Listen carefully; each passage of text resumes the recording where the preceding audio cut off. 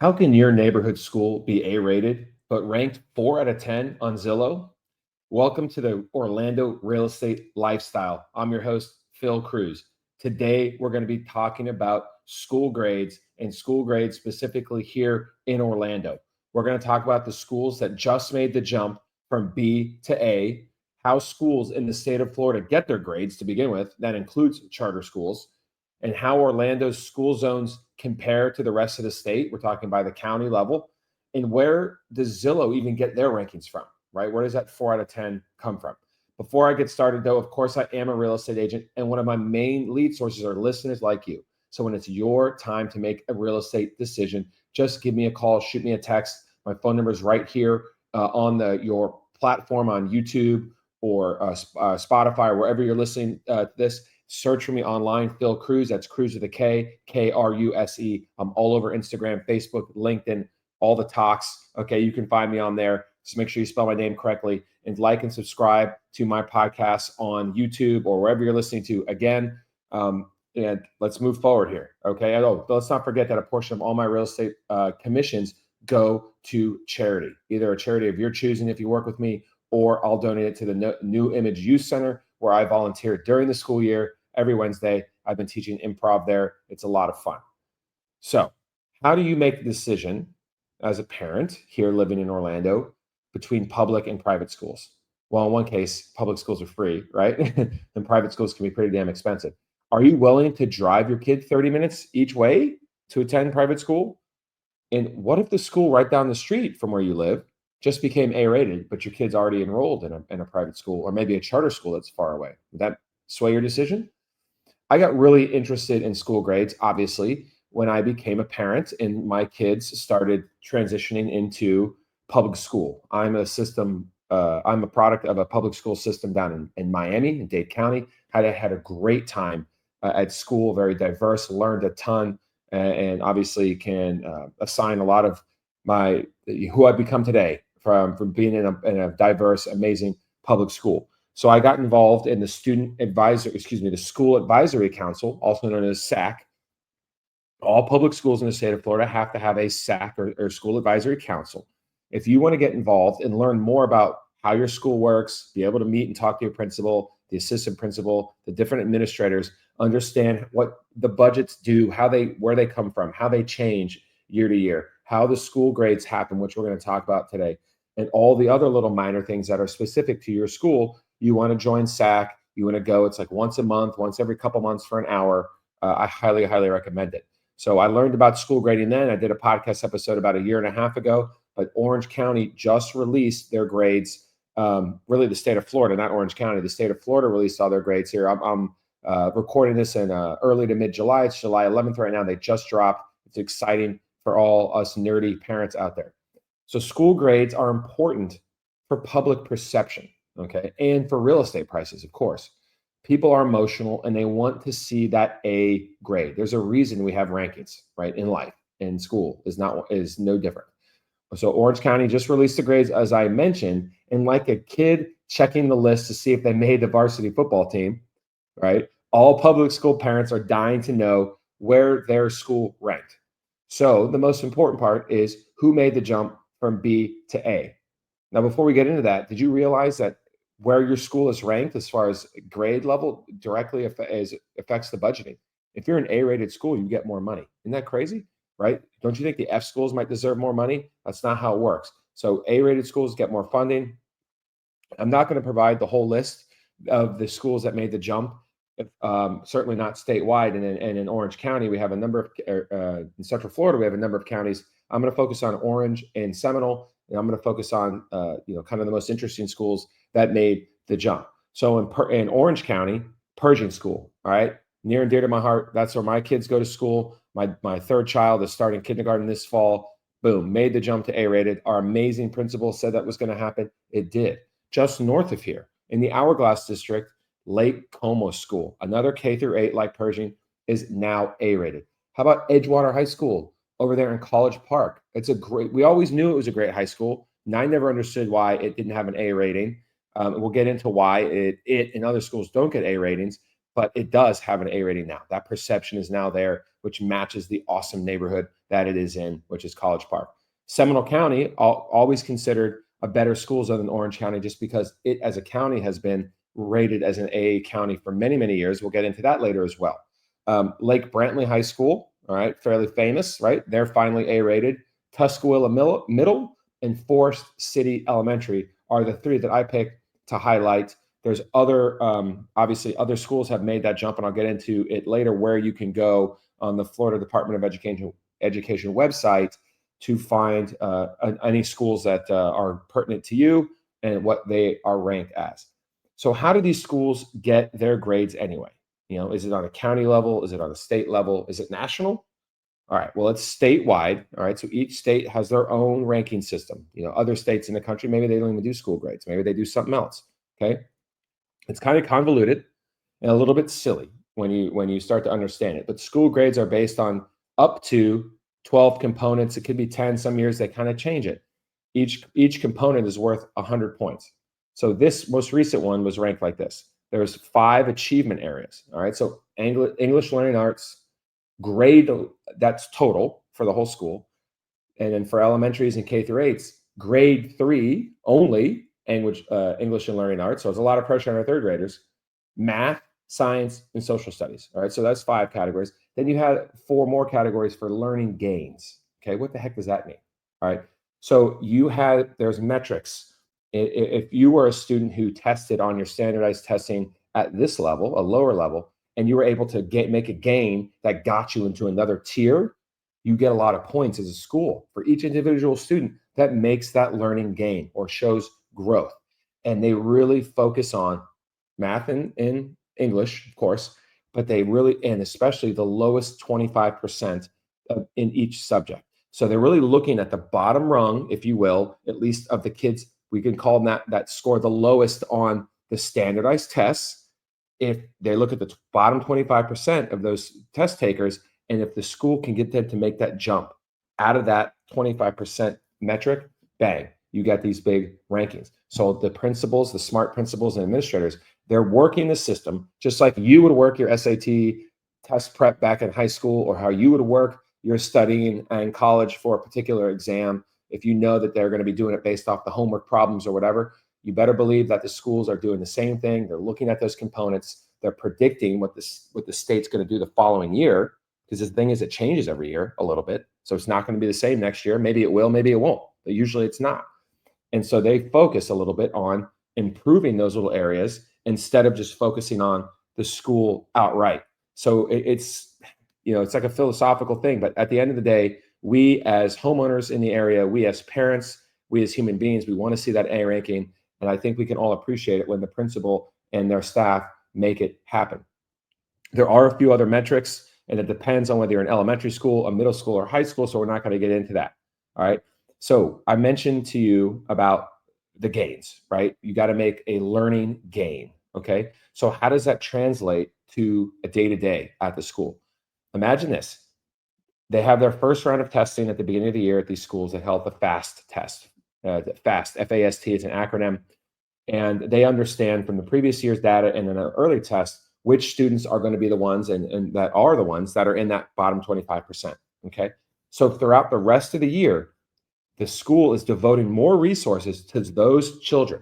They're pulling them out of class. They're giving them more tutoring and more time in things called interventions, which is where they switch teachers and they get pulled out and basically get free tutoring. This is great because I think we could all agree and understand that the kids in the lowest rung of those tests probably do need the most support. They probably have not the best family life at home and don't have great examples like my wife and I and you guys listening out there supporting their kids. They are the ones that need the most attention. So the system is kind of pushing the schools to focus on them even more. And they'll hyper focus on the kids that are right there. Okay. They can see on the kid's testing score, hey, if we can get this kid specifically to make a learning gain on math, then he can jump or she can jump from this to that. And then bang, we're going to get 100 points towards our school grade for that one kid alone or something like that. So they'll hyper focus on individual students. So it's down to the micro level. It gets really granular. And this is why joining your SAC, your school advisory council, is really cool, If you have a great principal like we do, you get to learn about these sorts of things. And whether you agree with it or you don't, that is the way that it works. And that's how these other schools all were able to make their jumps, is by focusing a lot on these gains, because the gains are heavily weighted in addition to just the performance metrics we talked about earlier. So how do traditional school grades, like we just talked about, ABC, how do they compare to what you find on Zillow? Most homeowners and home buyers, and everybody, home sellers, uses Zillow, Realtor.com, Redfin. Zillow is without a doubt the most popular. And oftentimes my clients are looking at Zillow and giving me that data instead of asking me, which is fine. That's just the way of the world, right?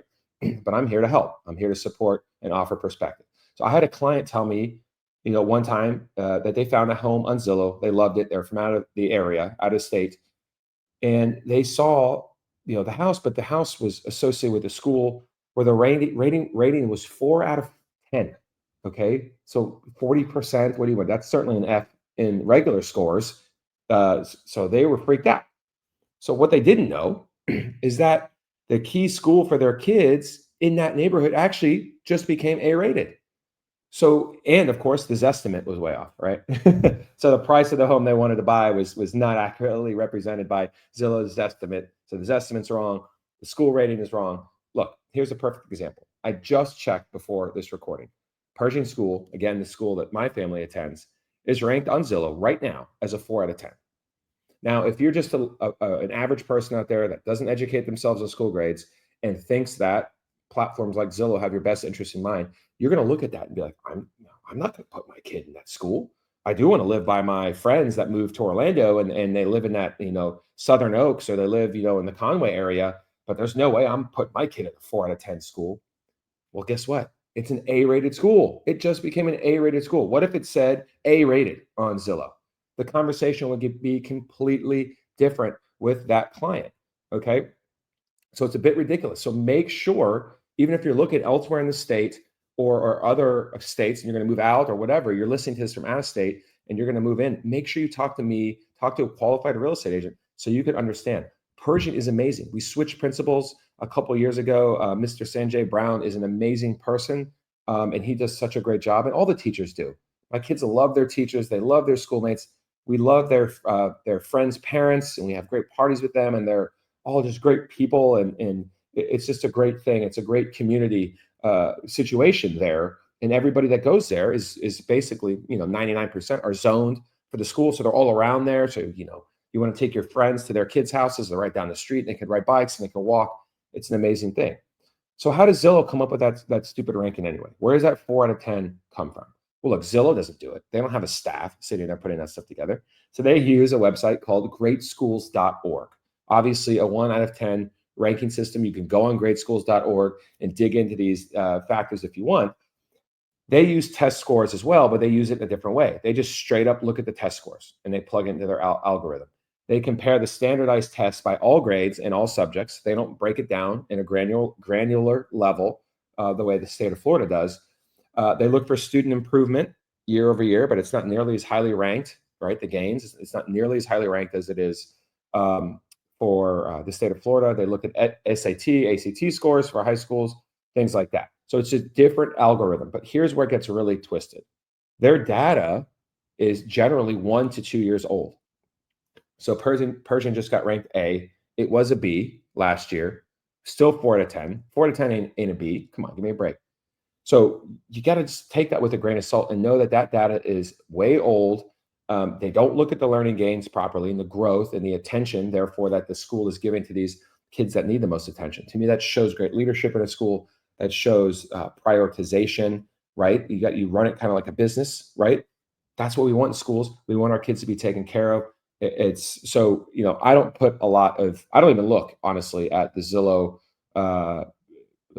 grading for schools. Okay. So I don't recommend you do either as a consumer, but if you do and you want to, that's fine. Just talk to an agent, talk to me about it. I'll help you clarify some things. So the bottom line is obviously ask a realtor. And you got to understand, talk to a local realtor that's going to know the schools, or talk to community members that know the school. I mentioned the principal. The principal we had at Pershing before Mr. Brown, she was terrible, right? I hope she's not listening. I feel bad if she is, but she was just not a people person. She told me in a Zoom call, because this was at the end of COVID when I was doing this when my oldest child was going to kindergarten. She told me she wasn't really interested in my feedback, and she told my friend who was the president of the student school advisory council at the time that they did not want parent and community involvement. First of all, who says that? How is that possible that a public school would not want the parents involved? It was asinine. She got canned, and she switched schools. She got canned there within the first few months because the parents are like, no, get this lady out of here. So, the principal makes a big difference. But of course, as I just alluded to, the neighborhood makes a difference. The community makes a difference. If the county makes a mistake and puts a bad principal in, the community members, the parents around there can band together and get them out. But that usually comes with engaged parents that generally aren't in low-income neighborhoods.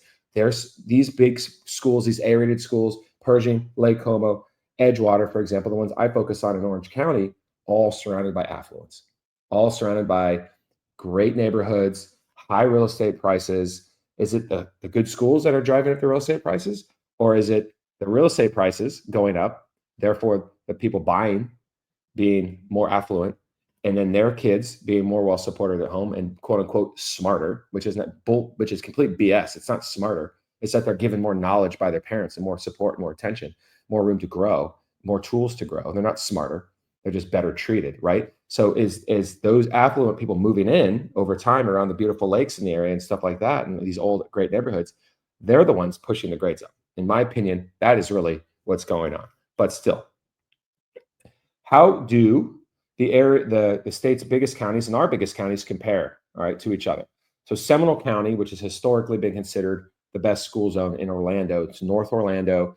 I've had clients, one in particular, say, I have to be in Seminole County schools. I don't care where, I have to be in Seminole County schools. To me, a bit irrational, but that's what they wanted. Seminole County schools as a district, a school district, has a separate ranking on the Florida Department of Education website.